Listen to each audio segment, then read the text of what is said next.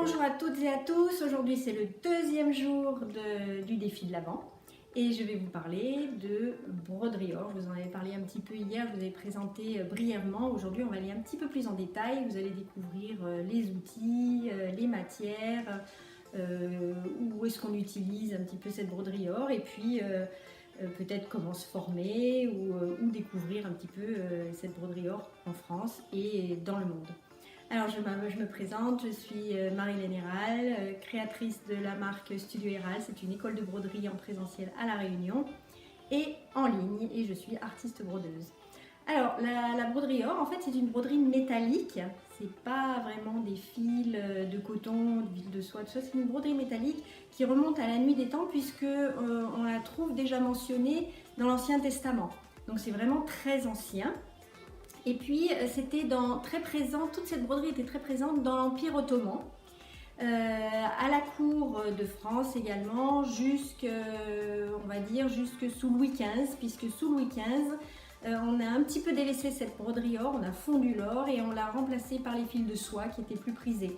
Voilà, elle est très présente en Afrique du Nord, tout l'Orient, je dirais, l'Inde. Le Moyen-Orient également aime beaucoup la broderie or. Et alors, qu'est-ce qu'on utilise en fait en broderie or? Alors en broderie or, d'abord on a un métier à broder. Pourquoi un métier à broder? D'abord on va tendre le tissu, c'est beaucoup plus facile après de passer les fils. Pour toute broderie, de toute façon on tend le tissu. Donc on va utiliser un métier à broder pour avoir ces deux mains de libre, pour pouvoir broder une main dessus, une main dessous. Ou si vous utilisez un tambour, à ce moment-là, il faudrait le fixer à une table, à l'aide d'une pince ou de tout autre. Évitez d'avoir un tambour qui soit un petit peu comme ça en biais, puisque les matières que vous allez ajouter, la canti, tout ça, ça va après tomber. Donc il faudrait un métier plat. Voilà. Donc on a un métier ou un tambour, mais plat, fixe. On a également ce qu'on appelle un pâté. Alors je vous montre un petit peu ce pâté. Ce pâté, on l'utilise aussi en broderie d'art. C'est très intéressant en fait pour couper la cantille, les petits morceaux de cantille, la jaseron, et puis pour poser ces petits outils, comme ça quand on est sur le métier. Alors ce pâté, c'est très simple à réaliser. Un bout de carton, on le recouvre de panne de velours, une cordelière autour, et un petit galon et c'est fait, vous avez votre pâté. Donc c'est très très simple. Qu'est-ce qu'on utilise aussi? On utilise souvent un poinçon à faire un trou un petit peu plus grand comme ça dans le tissu pour que l'aiguille puisse passer, et surtout le fil métallique, puisque les fils métallisés ils sont fragiles.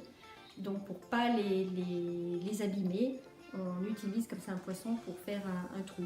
Un poinçon, ou bien ce qu'on appelle aussi un mélore. Alors le mélore, d'un côté il a la fonction de poinçon et de l'autre côté il est plat. Et du coup on va pouvoir poser un petit peu les lames bien à plat. Voilà, ça c'est pour ce qu'on utilise. Alors évidemment il y a aussi des aiguilles bien sûr, hein, des aiguilles parfois un peu longues. Ça c'est pour ce qui est outillage. Voilà, en gros. Après, les matières, qu'est-ce qu'on a comme matière? Eh bien, on a justement cette fameuse canti. Alors, la canti, je vous la présente.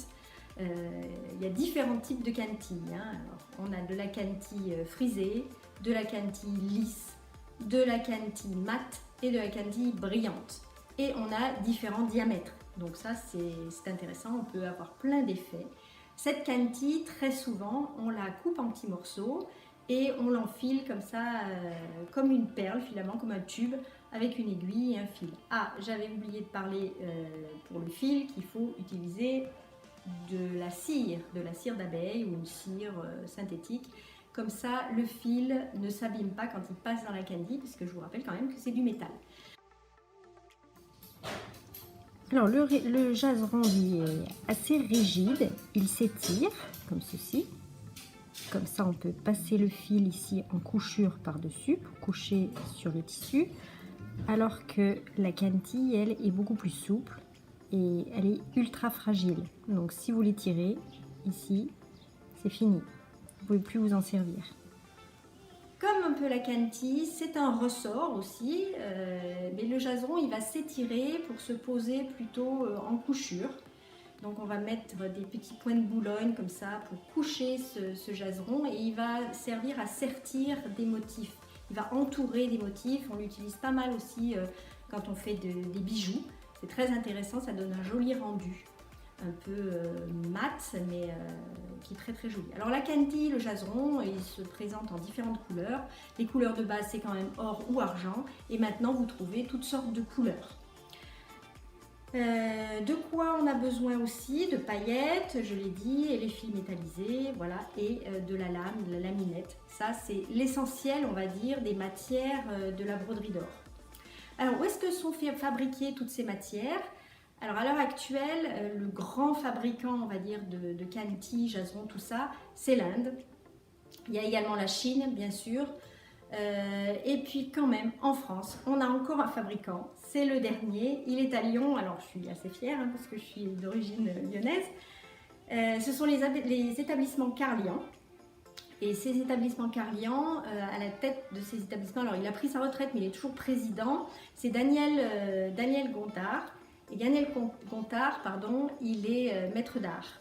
Alors maître d'art, qu'est-ce que c'est? C'est un titre que décerne le ministère de la Culture à des personnes qui montrent un grand savoir-faire en fait dans un métier d'art.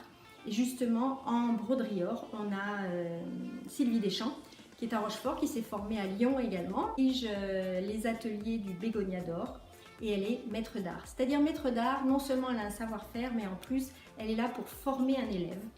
Pendant un certain temps, généralement sur plusieurs années, elle est là pour transmettre en fait son savoir-faire.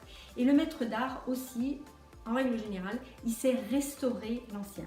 Alors il y a d'autres formateurs en broderie or en France, bien entendu, il y en a d'autres qui font de la broderie or, bien entendu, mais elle est en plus spécialisée dans la restauration. Sinon, vous pouvez trouver également au musée des Grenadières, entre Lyon et Clermont-Ferrand, là dans le Haut-Forez, il y a un musée et ils ont des ateliers aussi où ils enseignent également la broderie or. Il y a de jolies choses que vous pouvez découvrir là-bas. Si vous voulez apprendre la broderie or, que vous êtes jeune, que vous êtes encore au collège, lycée, vous avez le lycée Gilles Jamin à Rochefort également, qui prépare donc d'abord au CAP Art de la broderie option main et qui prépare un BMA broderie or. En Espagne, vous avez également pas mal de broderie or puisque les habits de lumière des toreros sont faits en broderie or. Il y a un atelier à Madrid qui est vraiment spécialisé là-dedans. Et puis les grands spécialistes quand même de la broderie or, ce sont les Indiens avec la broderie qu'on appelle la broderie Zardozi. Et tout se fait donc à l'aiguille, puisqu'ils ont aussi la broderie au crochet, mais ça j'en parlerai quand je parlerai de la broderie d'art et de la broderie de Lunéville en particulier. Mais ce sont de grands brodeurs, on va dire, en Khanty. C'est pour ça qu'ils en fabriquent d'ailleurs autant.